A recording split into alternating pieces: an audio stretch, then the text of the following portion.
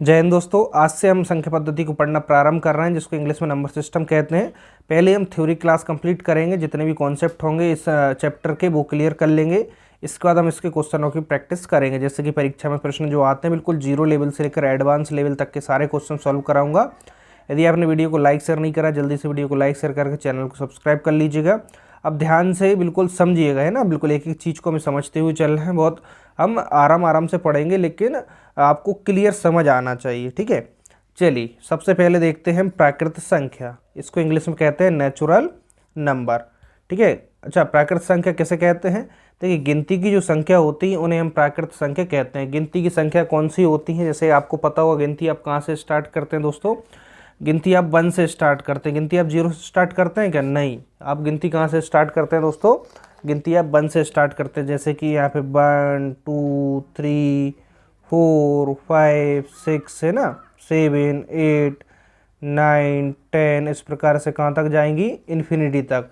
यानी कि इसकी हमें आखिरी सीमा पता नहीं है, गिनती कहाँ तक जाएंगी, इसलिए इसको इन्फिनिटी से हम यहाँ पे शो कर देते हैं।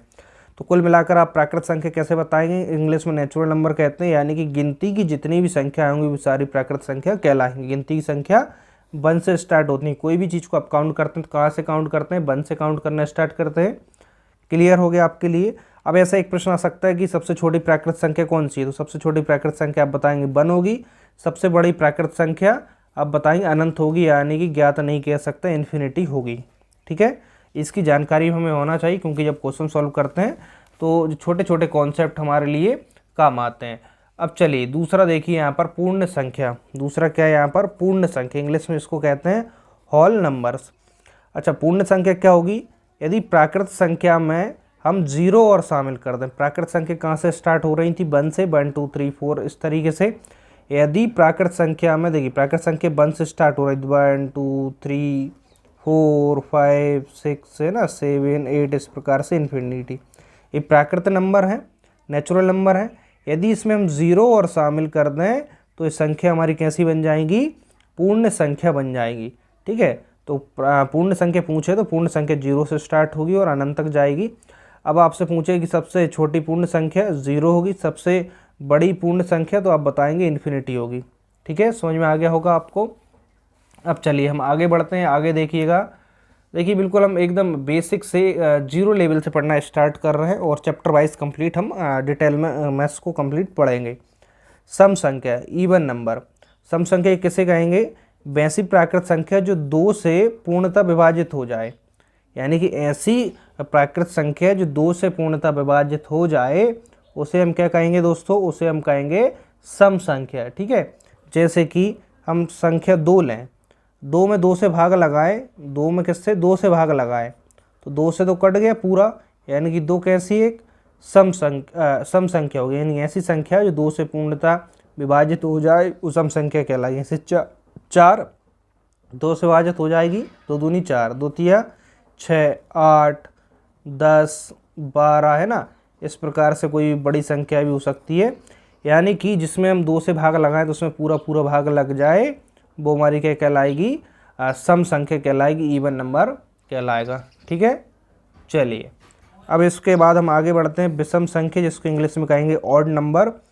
ऑड नंबर किसे कहेंगे? वैसी प्राकृत संख्या जिसमें 2 से पूर्णतः भाग न लगे, या जिसमें 2 से पूर्णतः भाग न जाए, विभाजित ना हो, वो हमारी विषम संख्या कहलाएगी। अच्छा, विषम संख्या देखिए, ऐसे एग्जाम्पल में हम इसको लें तो विषम संख्या हम किसको ले सकते हैं? जैसे 1 है, 1 में आप 2 से भाग लगाएंगे पूरा नहीं जाएगा। 3 है, 3 में 2 से पूरा भाग नहीं जाएगा, 5 हो गया, 7 हो गया, 9 हो गया, 11 13 इस प्रकार से ना। यानी कि ऐसी संख्याएं जिसमें हम 2 से भाग लगाएं तो पूरा भाग ना जाए, वो सारी संख्या विषम संख्याएं कहलाती हैं। समझ में आ रहा होगा आपको बहुत अच्छे से। और दोस्तों, आपका कोई भी डाउट होता है नीचे मुझे कमेंट्स में पूछिएगा, मैं आपको रिप्लाई देने की कोशिश करूँगा। बस आप अच्छे से ईमानदारी से मेहनत करते रहिए। इसलिए मैं बहुत पहले से क्लासेस स्टार्ट कर रहा हूँ, ताकि आपके लिए सफिशेंट समय मिल पाए और आप मैथ्स को अपना बहुत अच्छे से पढ़कर स्ट्रॉन्ग कर पाएँ, ठीक है। कंप्लीट चैप्टर वाइज पढ़ेंगे, थोड़ा सा समय ज़रूर लगेगा, लेकिन बिल्कुल मैं आपसे गारंटी देता हूँ कि जैसा मैं आपको मैथ्स पढ़ा रहा हूँ आप उतना ही पढ़कर प्रैक्टिस करते हैं तो आपका बिल्कुल परीक्षा में गणित के सारे प्रश्न जरूर बनेंगे। चलिए इसके बाद हम आगे बढ़ते हैं।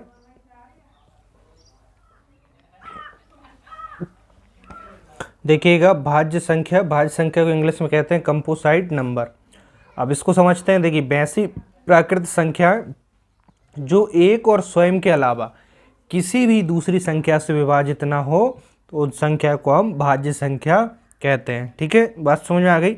अब एग्जाम्पल समझिए, जैसे कि देखिए कोई भी संख्या होगी जिसमें हम एक और स्वयं, यानी कि हर एक संख्या एक और स्वयं से तो भाग उसमें जाता ही जाता है ना, इसके अलावा किसी दूसरी संख्या से भाग चला जाए वो हमारी भाज्य संख्या हो जाएगी। जैसे कि हम यहाँ पे समझाता हूँ। देखिए एक है तो एक में तो देखिए एक से भी जाएगा है ना, और एक के बाद हम दो ले लें तो इसमें एक से भी जाएगा, दो से भी जाएगा। इसके अलावा यानी कि एक और स्वयं संख्या के अलावा किसी और से भाग जाए तो वो भाज्य संख्या होगी। जैसे कि तीन, एक और तीन के अलावा किसी और से नहीं जा रहा, नहीं होगी।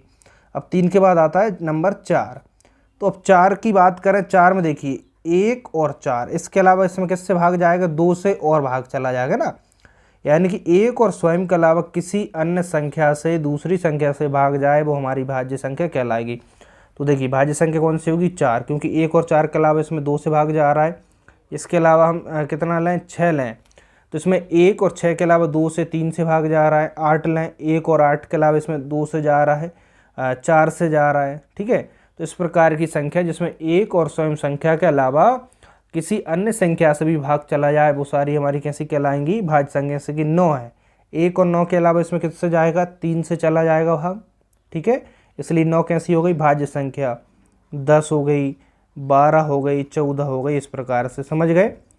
यानी कि ऐसी संख्याएं जिसमें एक और स्वयं के अलावा हम किसी दूसरी संख्या से भाग दें तो पूरा पूरा भाग चला जाए वो हमारी भाज्य संख्या कहलाएंगी। ठीक है, बहुत देखिए गणित इतना कठिन नहीं होता जितना हम उसे बना देते हैं। ठीक है, अब आगे देखते हैं हम अभाज्य संख्याएं। अभाज्य संख्या क्या है, प्राइम नंबर। अभाज्य संख्या आप कैसे पहचानेंगे दोस्तों, देखिए अभाज्य संख्या यानी कि वैसी प्राकृत संख्या जो एक और स्वयं के अलावा किसी भी दूसरी संख्या से विभाजित ना हो। देखिए अभाज्य में यानी कि विभाजित ना हो, ध्यान बस इतना ही रखना है, एक और स्वयं के अलावा है ना, एक और स्वयं से ही विभाजित हो और इसके अलावा किसी भी अन्य संख्या से विभाजित ना हो वो हमारी अभाज्य संख्या कहलाएगी। यानी अभी हमने जो भाज्य संख्या देखी उसका ही जस्ट अपोजिट होता है। तो देखिएगा इसका एग्जाम्पल में देखें, अभाज्य संख्या के एग्जाम्पल में हम क्या लिख सकते हैं। जैसे कि इसमें देखिए एक को आप अभाज्य संख्या में नहीं लेंगे। ठीक है, बहुत सारे विद्यार्थी यहाँ पे गलत कर देते हैं कि एक हमारी अभाज्य संख्या, एक से बड़ी जितनी भी संख्या होंगी जो एक और स्वयं के अलावा किसी भी दूसरी संख्या से विभाजित ना हो तो एक अभाज्य संख्या नहीं होगी। एक के अलावा आप दो लें तो देखिए दो में एक और दो के अलावा किसी और से भाग जाएगा क्या, नहीं जाएगा। तो नहीं जाएगा तो कैसी हो गई, अभाज्य संख्या। तीन देख लीजिए, एक और तीन के अलावा इसमें किसी और से भाग नहीं जाएगा, अभाज्य हो गई। पाँच हो गई, सात हो गई है ना, नौ में तो चला जाएगा, देखिए नौ में भाग चला जाएगा ना, तीन से भाग चला जाएगा एक और नौ के अलावा। इस प्रकार से 11 हो गई, 13 हो गई है ना, 17 हो गई। यानी कि जिनमें एक और स्वयं संख्या के अलावा किसी और से भाग नहीं जा रहा वो सारी संख्या हमारी अभाज्य संख्या यानी कि प्राइम नंबर कहलाएंगे। ठीक है, समझ में आ रहा है। चलिए अब हम आगे बढ़ते हैं। बिल्कुल हम बेसिक पढ़ रहे हैं अभी थ्योरी क्लास, और कोशिश करेंगे इसी वीडियो में आपका जो थ्योरी कॉन्सेप्ट सारा क्लियर हो जाए, बस ध्यान से समझना। सहअभाज्य संख्या जिसको को प्राइम नंबर कहते हैं। देखिए संख्याओं का वह जोड़ा जिनमें एक के अतिरिक्त कोई अन्य जो उभयनिष्ठ गुणनखंड है यानी कॉमन गुणनखंड है वो ना हो, उन्हें हम सहअभाज्य संख्याएं कहते हैं। जैसे कि यहाँ पे समझिएगा, देखिए संख्याओं को जोड़ा रहेगा जिसमें एक यानी एक तो सभी में कॉमन होता है, इसके अलावा कोई भी उभयनिष्ठ गुणनखंड ना हो। ठीक है, जैसे कि हम यहाँ पे देखें 4 और 5, एक दोनों में कॉमन है। अब देखिए 4 और 5 कोई और से कैंसिल हो रहा है कि ऐसे चेक कर सकते हैं, जैसे 2 से ये 4 कैंसिल हो रहा है लेकिन 5 नहीं हो रहा है ना, 4 से ये हो रहा है 5 नहीं हो रहा। तो हमें आपस में इन दोनों कैंसिल करके देखने हैं, जैसे 2 से 4 तो हो रहा है 5 नहीं हो रहा है ना, 4 से 4 हो रहा है 5 नहीं हो रहा। तो इस प्रकार से हम इसमें क्या फाइंड करते हैं कि इसमें सिर्फ एक ही कॉमन फैक्टर है, इसलिए जोड़ा कैसा होगा, 4 5 का सहअभाज्य संख्याओं का जोड़ा कहलाएगा। और देख लीजिए जैसे कि 5 और 7 है, 5 और 7 देखिए 5 से कैंसिल करें तो 5 हो जाएगा, 7 नहीं होगा, 7 से करें 7 हो जाएगा, 5 नहीं होगा। तो इसमें हम क्या देख रहे हैं कि एक ही कॉमन फैक्टर है, सिर्फ 1 है ना, 1 सभी में कॉमन होता है। तो ये जोड़ा कैसा कहलाएगा, सहवाज संख्या यानी कि को प्राइम नंबर का कहलाएगा। और भी इस तरीके से कोई भी जोड़ा ले लीजिए, 13 17 का हो गया, ठीक है। और भी हम लें तो 29 31 का हो गया। तो एक के अलावा कोई और कॉमन फैक्टर ना हो, उभयनिष्ठ गुणनखंड ना हो, तो वो जोड़ा हमारा सहभाज्य संख्या कहलाता है, ठीक है। देखिए नंबर सिस्टम जब पढ़ रहे हैं संख्या पद्धति, तो नंबरों के बारे में आपको जानकारी होना चाहिए, ठीक है। चलिए अब हम वीडियो में आगे बढ़ते हैं। जिन भी विद्यार्थियों ने वीडियो को अभी तक लाइक शेयर नहीं करा, जल्दी से वीडियो को लाइक शेयर करिए। इसके बाद हम आगे बढ़ते हैं। चलिए इसके बाद देखिए परिमेय संख्याएं, जिसको रेशनल नंबर कहते हैं। परिमेय संख्या क्या होती है, देखिए ऐसी संख्या जिसको हम P/Q के रूप में लिख सकते हैं, व्यक्त कर सकते हैं, वो हमारी परिमेय संख्या यानी कि रेशनल नंबर कहलाते हैं। यहाँ पर एक बात ध्यान रखना कि Q≠0 यानी कि Q का मान यहाँ पर 0 नहीं हो सकता।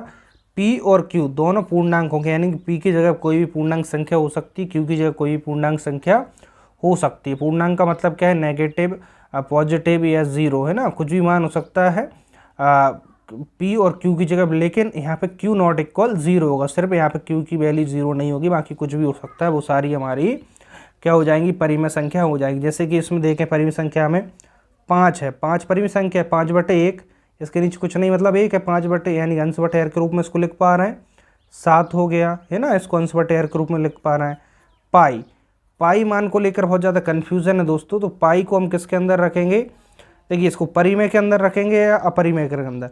यदि पाई लिखा है तो आपका परिमेय में नहीं होगा, लेकिन पाई का मान यदि 22/7 है तो फिर ये परिमेय में होगा, पाई अपरिमेय हो जाएगा, ठीक है। इस प्रकार से याद रखना है। 7/9 अंश बटे हर के रूप में लिखा जा सक रहा है, तो ये सारी हमारी कैसी कहलाएंगी संख्याएं, परिमेय संख्याएं कहलाएंगी, ठीक है। अब चलिए अपरिमेय संख्याओं के बारे में देख लेते हैं। यहीं पे देखिए अपरिमेय संख्याएं, जिसको इंग्लिश में कहते हैं इर्रेशनल नंबर, जिन्हें देखिए P/Q के रूप में ना लिखा जा सके, ठीक है। परिमेय संख्याओं को जस्ट उल्टा हो जाएगा, जिसको P/Q के रूप में नहीं लिखा जा सकता है वो अपरिमेय संख्या कहलाएंगे। जैसे कि पाई, देखिए अभी हमने देखा था पाई लिखा है, तो इसे अंश बटे हर के रूप में नहीं लिख सक रहा है, तो ये अपरिमेय संख्या कहलाएगी। यदि 22/7 होता तो इसकी वैल्यू होती, वो फिर हम परिमेय संख्या के अंदर रखते। रूट की संख्या जितनी आएंगी, √2 है, इसको अंश बटे हर के रूप में नहीं लिख सकते, तो कैसी कहलाएगी, अपरिमेय संख्या। रूट की संख्या जितनी होंगी, चाहे वो पॉजिटिव हों नेगेटिव हों, वो सारी संख्या हम अपरिमेय संख्याओं के अंदर ही रखेंगे, ठीक है। बात समझ में आ गई। तो रूट की संख्या जितनी भी आएंगी भी हम अपरिमेय संख्याओं के अंदर रखेंगे। चलिए अब इसके बाद हम आगे बढ़ते हैं, आगे देखते हैं वास्तविक संख्याएं, ठीक है। वास्तविक संख्या क्या होती है दोस्तों, देखिए वास्तविक संख्या यानी कि रियल नंबर। परिमेय और अपरिमेय संख्याओं को हम सम्मिलित रूप से शामिल कर दें तो ये वास्तविक संख्या कहलाती है। जैसे कि हम कोई भी संख्या लिख दें, -1 है ना, 2/3 परिमेय हो गई है ना, -4/7 पाई अपरिमेय हो गई, ठीक है। √2 अपरिमेय हो गई, √3 अपरिमेय हो गई। यानी कि ये संख्या देखिए कुछ परिमेय है, इसमें कुछ अपरिमेय है, तो इनको हम एक साथ लिख रहे हैं, सम्मिलित रूप में लिख रहे हैं, तो ये सारी संख्या कैसी कहलाएंगी, वास्तविक संख्या कहलाती हैं, रियल नंबर कहलाती हैं। समझ में आ गया होगा। चलिए अब हम आगे बढ़ते हैं।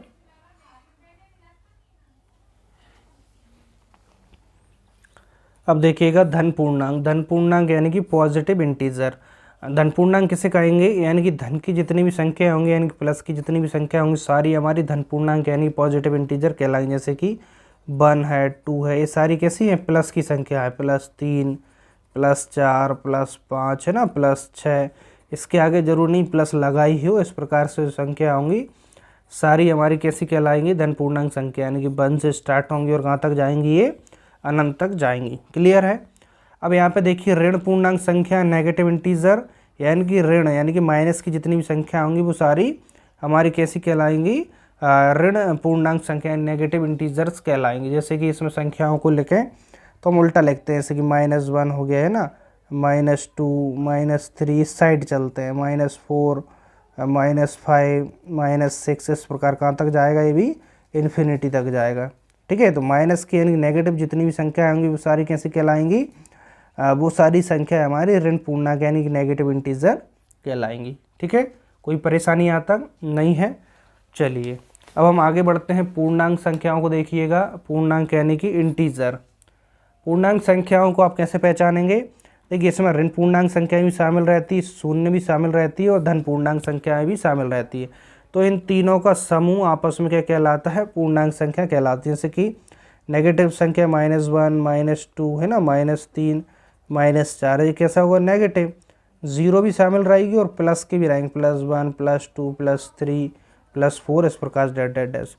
नेगेटिव संख्याएं, जीरो और प्लस की संख्या, ये सारी संख्याएं शामिल कर लें तो वो सारी हमारी किस में आ जाती हैं? पूर्णांक यानी कि इंटीजर में आ जाती है। यहाँ तक कोई समस्या आपको नहीं होना चाहिए, ठीक है। अब चलिए इसके बाद हम आगे बढ़ते हैं वीडियो में, और ध्यान देना आज ही हम इस वीडियो में सारे कंसेप्ट क्लियर करते हैं ताकि कल से डायरेक्ट नंबर सिस्टम के क्वेश्चनों की प्रैक्टिस कर पाए, ठीक है। अब देखिएगा दोस्तों, विभाज्यता का नियम। विभाज्यता के नियम की ज़रूरत हमें कहाँ पड़ती है? जब हम क्वेश्चन को सॉल्व करते हैं और जब हमें संख्याओं को आपस में काटना होती है, तब वहाँ पर हमें विभाज्यता के नियम की ज़रूरत पड़ती है। और आजकल परीक्षा में कुछ प्रश्न डायरेक्ट ही पूछे जाने लगे, जैसे कि मैं थोड़ा सा समझाने की कोशिश करता हूँ। इस प्रकार से आपने प्रश्न देखे होंगे, स्टार लिखा होता है और इस प्रकार से लिखा होता है ना, कि इसमें यदि 3 से भाग जाए तो यहाँ पर कौन सी संख्या आएगी। इस प्रकार से कई सारे प्रश्न बनते हैं विभाज्यता के नियम से। तो पहले हम विभाज्यता के नियम पढ़ लेते हैं, फिर जितने भी क्वेश्चन होंगे उनको भी हम बिल्कुल एक एक करके सारे क्वेश्चन सॉल्व करेंगे, जिससे कि आपका चैप्टर कंप्लीट हो। और इस चैप्टर से जब भी परीक्षा में प्रश्न आए, आपका कोई प्रश्न आपका गलत नहीं होगा। सबसे पहले 2 से विभाज्यता का नियम देखिए। 2 से विभाज्यता का नियम आप कैसे समझेंगे? देखिए, यदि कोई संख्या है, क्या है? कोई संख्या, और उसके इकाई के स्थान पर 0 लिखा है, 2, 4, 6, 8 है ना, इनमें से कोई भी अंक लिखा दिख जाए इकाई स्थान पर 0, 2, 4, 6, 8, तो वो संख्या हमेशा 2 से उसमें भाग जाएगा ही जाएगा। जैसे कि यहाँ पे हम कोई भी संख्या लिख दे रहे हैं, तो इतनी बड़ी संख्या है, इसमें आपको भाग लगा के चेक नहीं करना। सिंपल इकाई के स्थान पर आपने देखा 2 है, तो 0, 2, 4, 6, 8 में से कोई भी हो इकाई के स्थान पर, तो इसमें 2 से भाग चला जाएगा। बात समझ में आई? इसी प्रकार से कोई और भी संख्या ले लीजिए, बड़ी संख्या हो सकती है, छोटी हो सकती है ना। तो यहाँ पे देखिए, इस संख्या में हम कैसे चेक करेंगे 2 से भाग जाएगा या नहीं जाएगा? इकाई स्थान पर देख लें, केवल 0, 2, 4, 6, 8 में से कोई संख्या है, तो देखिए 6 है, तो इसमें 2 से भाग चला जाएगा। अब मान के चलिए इस प्रकार से कोई और बड़ी संख्या आ जाती है आपके सामने, अब इसमें 2 से भाग जाएगा क्या? यहाँ पे हम देख रहे हैं लास्ट इकाई का अंक 1 है, लेकिन 0, 2, 4, 6, 8 होना चाहिए, तो इसमें 2 से भाग कैसा? नहीं जाएगा। तो इस तरीके से हम चेक कर सकते हैं और उसी के अकॉर्डिंग हम आगे क्वेश्चनों को सॉल्व करते हैं, ठीक है। देखिए थोड़ी सी ब्राइटनेस की दिक्कत आ जाती है कभी कभी, अब आपको क्लियर दिख रहा होगा। यदि आपको कोई वीडियो में दिक्कत आती है तो इसको 360p से ऊपर सेट कर लें, लगभग 480p पर, तो आपको और ज़्यादा क्लियर दिखने लगेगा, ठीक है। अब देखिए हम नेक्स्ट आगे बढ़ते हैं, 3 से विभाज्यता का नियम।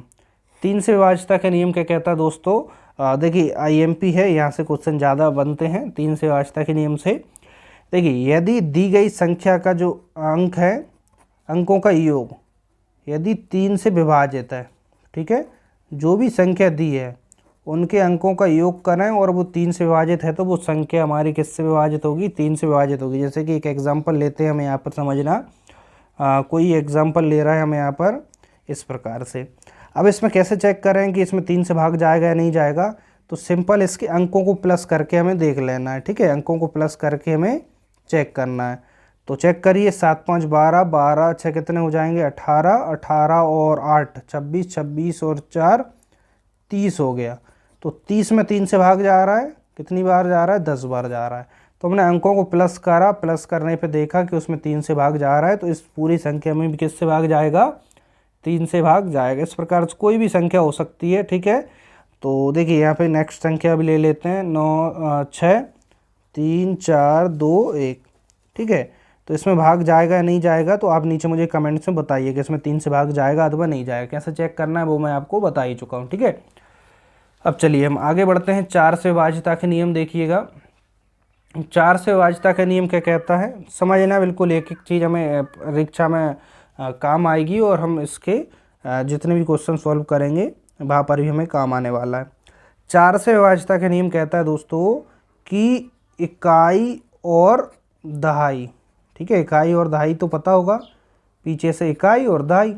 इकाई और दहाई वाले स्थान पर या तो 0 0 हो, ठीक है, या फिर ऐसी कोई संख्या हो जिसमें 4 से भाग चला जाए, ठीक है, 4 से कट जाए, तो वो हमारी संख्या किससे विभाजित होगी, 4 से विभाजित हो जाएगी। ठीक है, बात समझ में आ रही होगी आपको।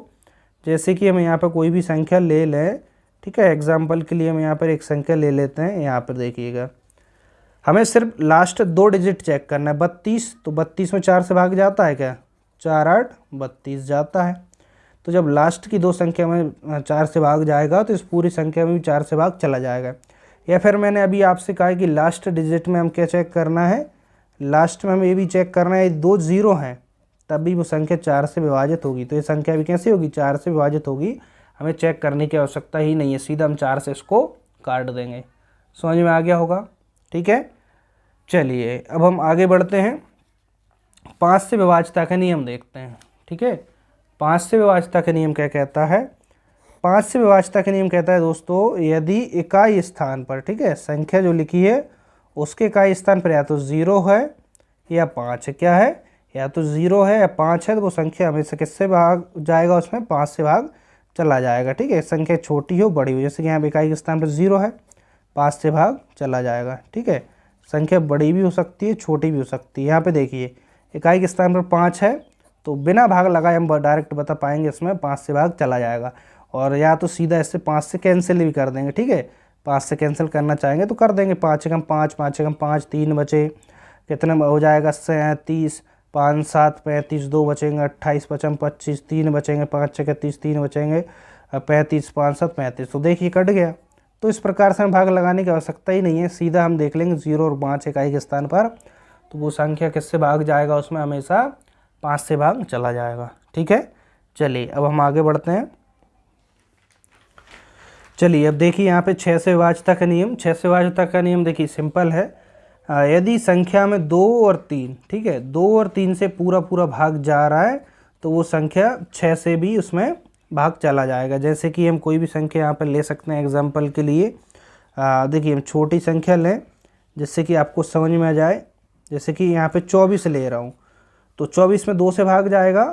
ठीक है, 2 से विभाज्यता का नियम भी हमने देखा, 0 2 4 6 8 होना चाहिए इकाई के स्थान पर, 4 है तो इसमें 2 से जा रहा है। 3 से अंकों का योग देखिए 4 और 2 6 है, तो 2 और 3 से भाग जाएगा तो उसमें 6 से भी जाएगा, 6 से भी देखें 6 4 24। इस प्रकार से हम 6 के विभाज्यता के नियम में भी चेक कर सकते हैं। ठीक है, और भी कोई एग्जाम्पल आपके सामने हो तो आप मन से कोई भी एग्जाम्पल ले सकते हैं। ठीक है, चलिए हम इस प्रकार से कोई और एग्जाम्पल यहाँ पे लेने की कोशिश करते हैं। जैसे कि यहाँ पर हम कोई और एग्जाम्पल लें, जैसे कि यहाँ पे देखिए 5 4 कितने होंगे वैसे, 5 4 9, देखिए इसमें 2 से भाग जाएगा और 3 से भी जाएगा, तो 6 से चला जाएगा। देखिए 6 6 36 और 6, देखिए 6 36, 6 7 42, 6 8 48, 6 9 54, 9 बार चला जाएगा। इस प्रकार से कोई बड़ी संख्या भी आप अपने मन से ले लीजिए जिसमें 2 और 3 से भाग जाए, तो उसमें हमेशा 6 से भी भाग जाएगा। ठीक है, 6 से विभाज्यता का नियम क्लियर हो गया। अब हम 7 से विभाज्यता का नियम समझते हैं, थोड़ा सा इसको देखिएगा। इसमें थोड़ी सी परेशानी होती है ज़्यादातर, और इसका कोई ज़्यादा यूज़ भी नहीं होता, लेकिन हम इसको देख लेते हैं चूँकि हमारे उसमें है।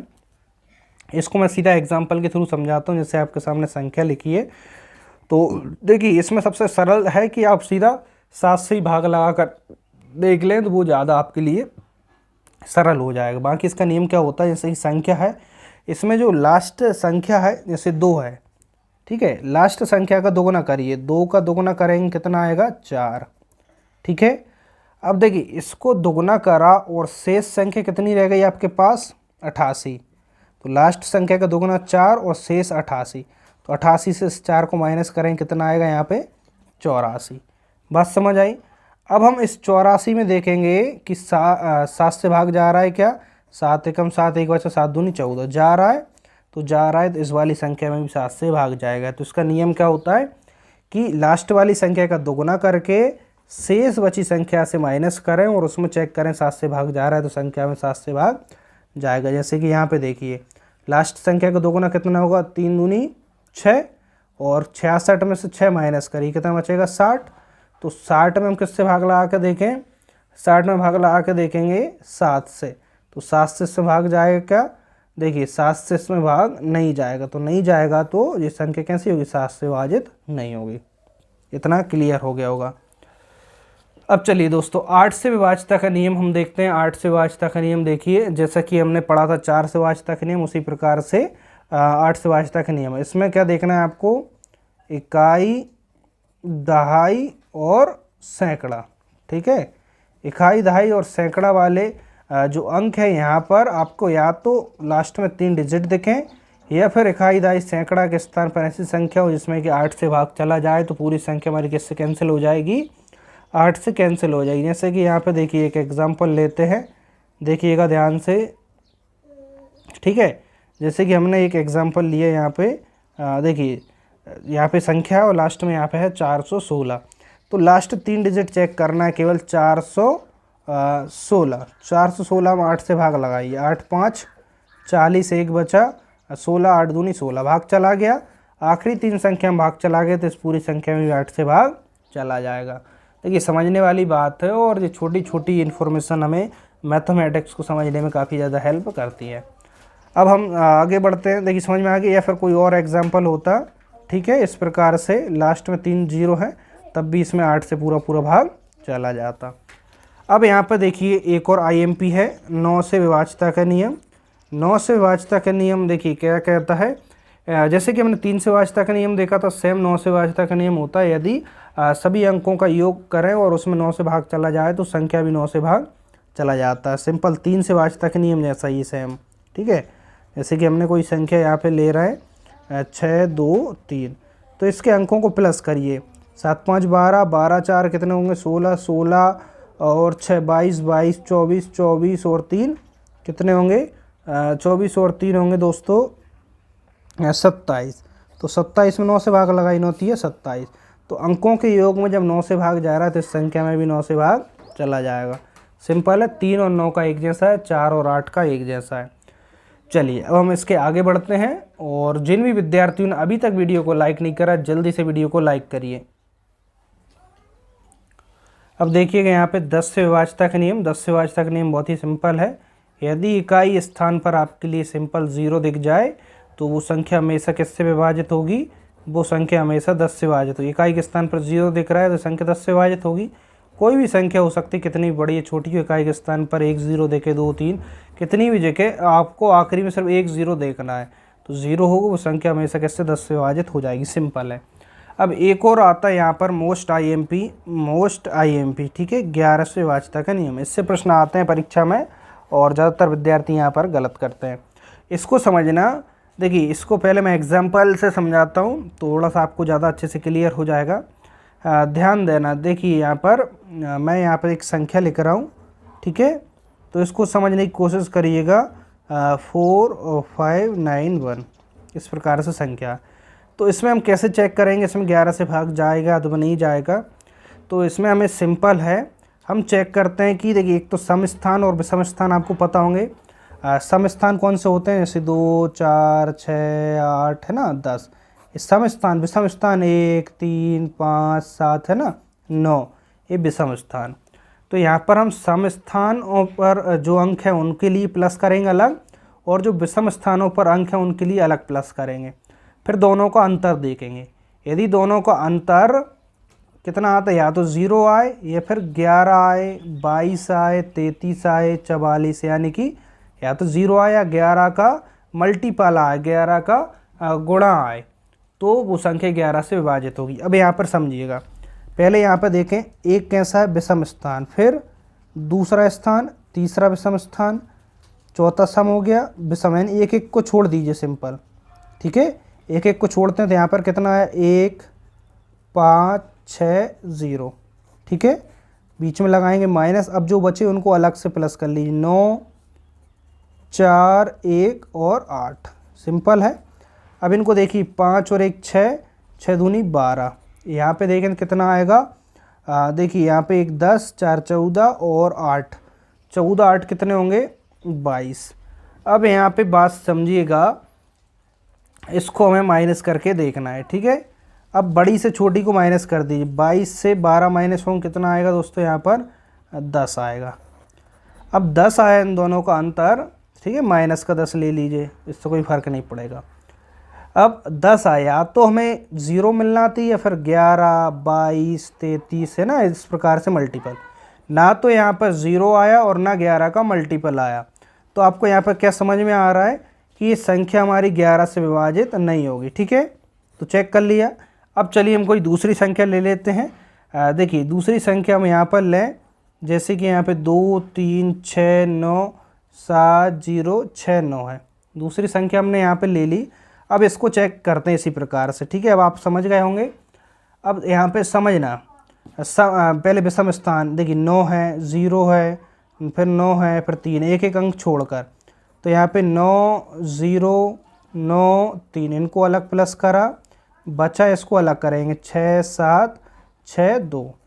तो करिए इनको प्लस, 9 दूनी 18 और 3 कितने हो जाएंगे, 20, 21। इनको करें प्लस, 6 दूनी 12 और 2 14, 14 और 7 कितने हो जाए 21। 21 में से 21 जाएंगे 0। अब देखिए हमें इन दोनों का अंतर 0 मिल गया। विषम स्थानों पर जो अंक हैं और सम स्थानों पर अंक है, या तो 0 मिले या 11 का कोई मल्टीपल, तो संख्या हमारी कैसी होगी, ये 11 से विभाजित होगी। समझ में आ गया। बस यही 11 से विभाजित का नियम होता है, जहाँ से ज़्यादातर परीक्षा में प्रश्न आते भी हैं। अब चलिए जल्दी से यहाँ पर 2-3 फॉर्मूले इनको देख लीजिए, इसके बाद हम इसके सीधे प्रैक्टिस क्वेश्चनों को नेक्स्ट वीडियो में सॉल्व करेंगे। यहाँ पे देखिए बेसिक फार्मूला a + b का होल स्क्वायर, इसके बारे में पता होना चाहिए। क्या होता है, a² + b² + 2ab। याद नहीं है तो इसको याद कर लेना। a + b का होल स्क्वायर होगा a² + b² + 2ab। माइनस होता है बीच में, a² + b², यहाँ पर माइनस आ जाता है, -2ab। ठीक है, यहाँ पर देखिएगा a² - b²। तो जब a² और b² हो तो एक बार प्लस करेंगे और एक बार माइनस करेंगे। तो इन 3 फार्मूलों को आप लिखकर अच्छे से याद कर लीजिएगा, आगे प्रश्नों में हमें सॉल्व करेंगे तो ये काफ़ी ज़्यादा काम आएंगे। तो दोस्तों आज हमने थ्योरी क्लास कंप्लीट पढ़ ली है। इसके जो भी नंबर सिस्टम की जो भी जानकारी थी वो मैंने आपको पूरी देने की कोशिश की है, विभाज्यता के नियम बता दी है। अब हम नेक्स्ट वीडियो से सीधे नंबर सिस्टम के क्वेश्चनों को लेकर जो प्रॉब्लम है उनको सॉल्व करेंगे। तो आप नीचे कमेंट्स में बताइएगा आज की क्लास कैसी लगी, और पसंद आई तो वीडियो को लाइक करना बिल्कुल मत भूलना। चैनल को सब्सक्राइब कर बेल आइकन को भी प्रेस कर लेना, और आप डेली टाइम पर क्लास अटेंड कीजिएगा। ठीक है, और ज़्यादा से ज़्यादा शेयर करिएगा। चलिए मिलते हैं नेक्स्ट वीडियो में, आज के लिए इतना ही। जय हिंद, वंदे मातरम।